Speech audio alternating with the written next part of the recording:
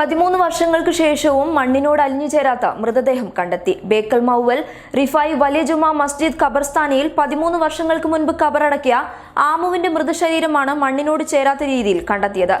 പള്ളിയുടെ പുനർനിർമ്മാണ പ്രവർത്തനങ്ങൾക്കായി ഫില്ലർ ഇടാൻ ഖബറടക്കിയ സ്ഥലം കുഴിച്ചപ്പോഴാണ് മൃതദേഹം കണ്ടെത്തിയത്.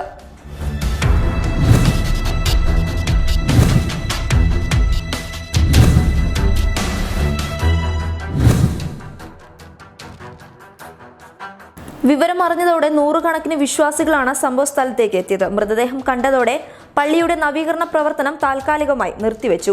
ചൊവ്വാഴ്ച ഉച്ചയോടെ നിർമ്മാണത്തിനായി ഖബർ നിൽക്കുന്ന സ്ഥലത്ത് കുഴിയെടുത്തപ്പോൾ സംശയം തോന്നുകയും അതേപടി നിലനിർത്തുകയുമായിരുന്നു. ബുധനാഴ്ച രാവിലെയാണ് തുറന്നു പരിശോധിച്ചത്.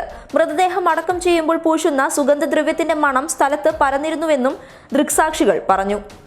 ഇസ്ലാമിക ആചാര അനുഷ്ഠാനങ്ങളിൽ അധിഷ്ഠിതമായി മതനിയമങ്ങൾ അനുസരിച്ച് ജീവിക്കുന്നവരുടെ മൃതശരീരം മണ്ണിൽ ലയിച്ചു ചേരില്ല എന്ന വിശ്വാസത്തെ ശരിവെക്കുന്ന രീതിയിലാണ് ആമുവിന്റെ മൃതശരീരം കണ്ടെത്തിയത്. News desk public Kerala.